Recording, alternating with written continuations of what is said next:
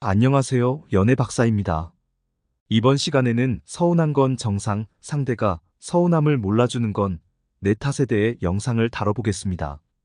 구독과 좋아요 부탁드립니다. 질문 있으면 박사님에게 댓글을 달아주세요. 서운한 감정을 느낄 때 많은 사람들은 투정을 부린다. 그리고 그 투정을 애원하듯 혹은 원망하듯 표현하는 게 보통이다. 네가 이래서 내가 얼마나 서운했는지 알아? 그런 말 좀 안 하면 안 돼? 여기에 처음에는 사랑하는 마음으로 알겠어. 내가 미안해. 하며 기꺼이 받아줄 수도 있다. 하지만 이런 투정이 반복이 된다면 또야? 하면서 더 이상 받아주지도 않고 점점 서운한 부분을 고치지도 않게 된다. 억지로 맞춰준다 하더라도 속마음은 더러워서 맞춰준다.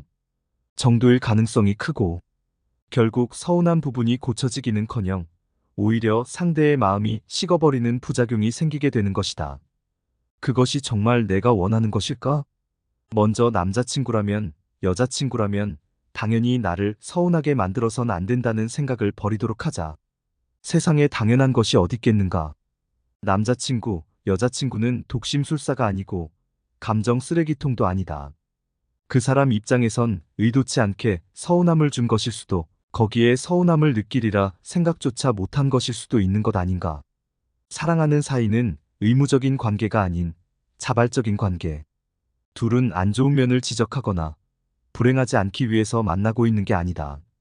좋은 면을 바라보고 행복해지기 위해 만나는 것이다. 그러니 상대방은 반드시 투정을 받아줘야 할 의무는 없다. 그걸 받아주면 서로가 좋아질 수 있을 것 같으니 받아주는 거지. 그저 감정을 알아줘야 한다는 책임감 때문에 받아주는 것이 아니다. 정말 상대방이 내 서운함을 진심으로 알아주고 기꺼이 고치게 만들고 싶은 부분이 있다면 대충 투정만 부려서는 안 된다. 조금 피곤하더라도 다음에 서운한 표현 4단계를 하나씩 성실하게 해보도록 하자. 1단계. 딱 3마디만 하라.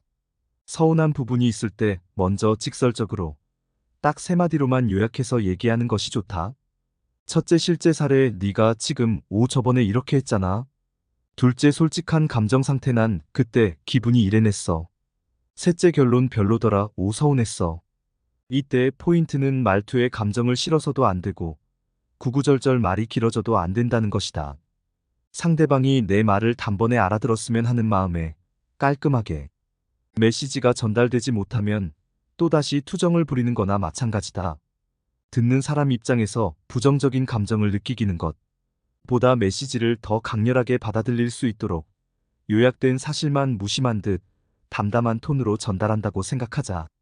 어떻게 보면 싸늘해 보일 수도 있고 사무적인 톤으로 느껴질 수 있더라도 만약 내가 도저히 감정 컨트롤을 못해 3마디로 깔끔하게 정리하지 못하고 구구절절 징징대면서 이야기할 것 같다면 미리 할 말을 적어두는 것도 좋은 방법이다.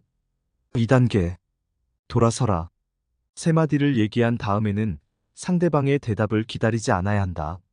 그냥 그렇다고 알고만 있어 라며 가볍게 넘기든 어쨌든 아까 말한 그거 생각해봤는데 하면서 주제를 전환하든 서운한 부분에 대해 길게 얘기하는 분위기가 되지 않도록 하는 게 중요하다.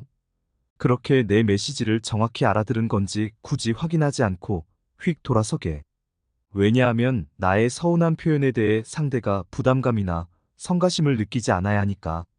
서운한 부분이 생겼다는 건 상대방이 그게 문제라는 생각 자체를 못하고 있었을 가능성이 크다. 근데 내가 처음 서운한 얘기를 꺼내면서 바로 대답을 듣길 원하거나 당장 바뀌길 요구하게 되면 거부감이 들거나 피곤한 마음부터 생기게 되는 것이다. 그래서 그 상황을 모면하려는 변명만 하거나 그렇기 때문에 아무리 하고 싶은 말이 산더미고 답답해서 미칠 것 같더라도 3마디를 했으면 바로 넘어가야 한다. 그 주제는 일단 더 이상 얘기하지 않는 것이다. 이렇게 하면 상대 입장에선 자기가 해명이나 설명을 할 기회가 사라졌다는 느낌이 들게 된다. 그러면 억지로 해명을 해야 할 것 같은 피곤함이나 거부감보다는 팩폭을 당해서 생기는 당황스러움 억울함을 풀고 싶다는 조급함 얘가 얼마나 감정이 상했는지 예측이 안 돼서 생기는 불안감이 먼저 들게 되는 것이다.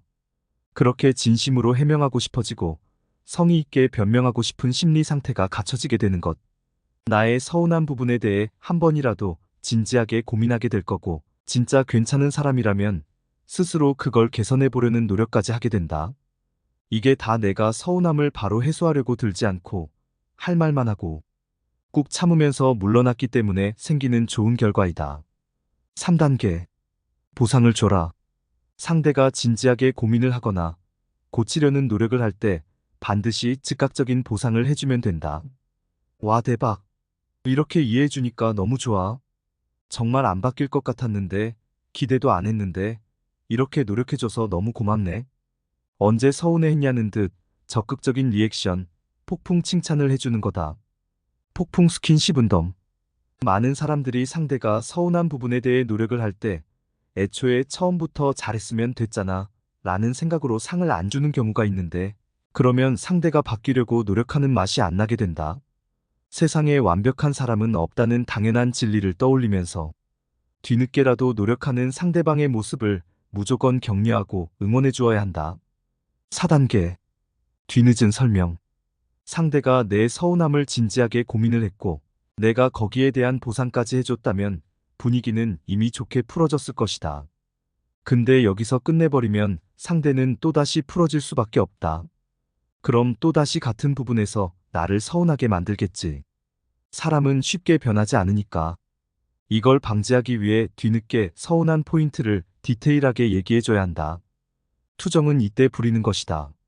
다 풀리고 난 이후에 나 사실은 이런 부분들이 진짜 서운했었거든. 그때 내가 얼마나 힘들었는데. 그래도 네가 이런 걸 이해해줘서 다행이야. 이러면 상대방은 이미 내 서운함이 다 풀렸다고 생각하기 때문에 이런 투정들을 편한 마음으로 들어주게 된다. 심지어 1, 2, 3단계를 아주 잘했다면 심지어 그런 모습을 귀여워해주기도 한다.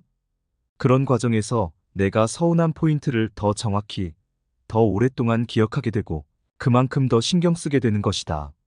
반복 학습이 빛을 발하는 순간이다. 보통 이 4단계를 거치지 않고 한 방에 그 자리에서 기다리는 과정 없이 모든 서운함을 해결하려는 사람이 많다.